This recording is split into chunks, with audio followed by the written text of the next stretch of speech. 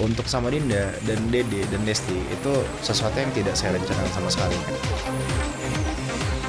Lesti senasib.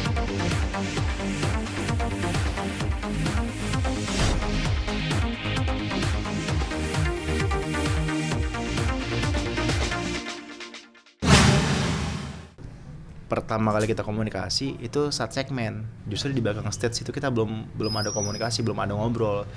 Tapi karena emang anaknya suka bercanda, konyol dan apa ya, ya seperti saya bilang tadi gestrek, ya udah begitu di panggung nyambung aja gitu, cocok aja gitu.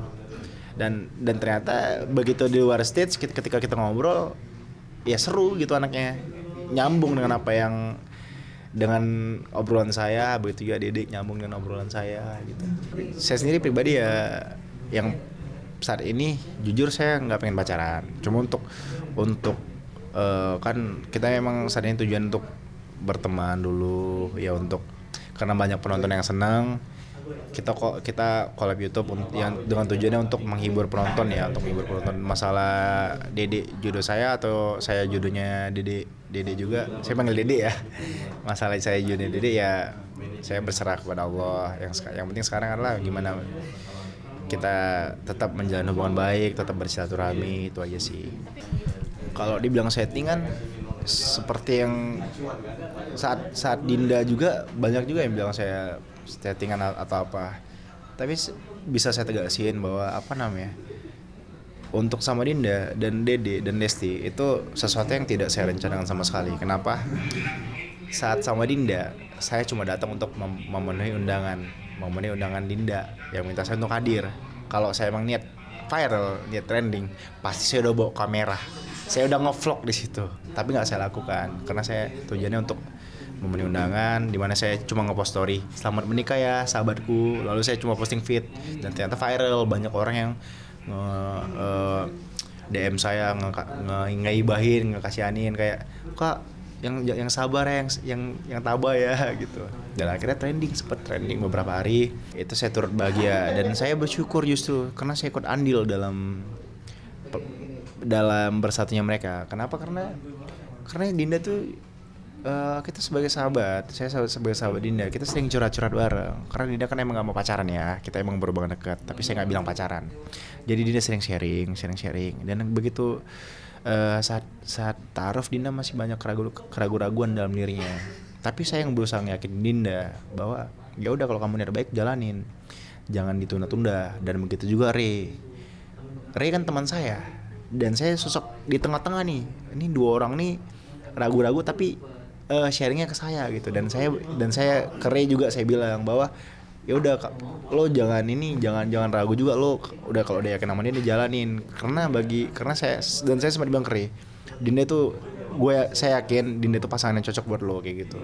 Dan akhirnya itu yang makin menguatkan mereka, dan alhamdulillah mereka bisa bersatu. Dan saya itu sangat bersyukur karena walaupun sedikit saya punya andil dalam mempersatukan mereka. Jadi nggak ada yang namanya teriris, karena saya pribadi bahagia gitu karena ngelihat Dinda bahagia dengan Ray juga bahagia dengan Dinda.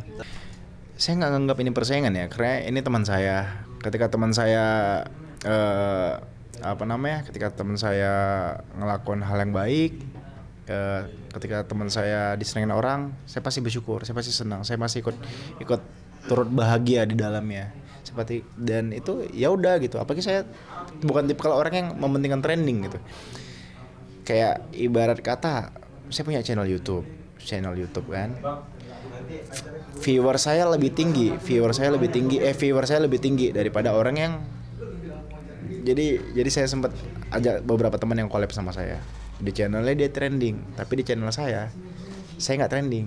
Karena saya mungkin nggak tahu, mungkin karena ada beberapa problem di channel saya sendiri yang saya nggak tahu itu apa masalahnya, belum tahu. Tapi viewer saya tinggi, tapi saya nggak mempedulikan itu. Kenapa? Karena saya bersyukur karena saya bisa ngasih manfaat buat teman saya itu, walaupun teman saya yang trending saya nggak gitu. Lalu seminggu kemudian Lesti senasib ngalamin hal yang sama, di mana Lesti datang ke pernikahan mantannya kan. Lalu banyak tuh netizen yang kayak ngejodoh-jodohin kayak gitu. ngecocok-cocokin, dan akhirnya kita dipertemukan di satu acara saat itu. Dan itu sesuatu yang nggak kita rencanakan juga sebenarnya.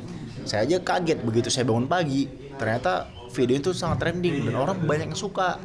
Nah dari situ kita berhubungan, kita komunikasi kayak, Dek, apa namanya, kita ngobrol kan, Kak, iya seru ya Kak, senang, alhamdulillah Kak, banyak yang senang kita. Akhirnya terpikir ide untuk collab YouTube, karena bukan cuma saya sih, Lesti juga berpikir ya udahlah Kak, kita lakuin, kita collab YouTube, kita bikin konten yang tujuannya untuk menghibur, kan bisa pahala juga buat kita karena orang senang juga gitu kan.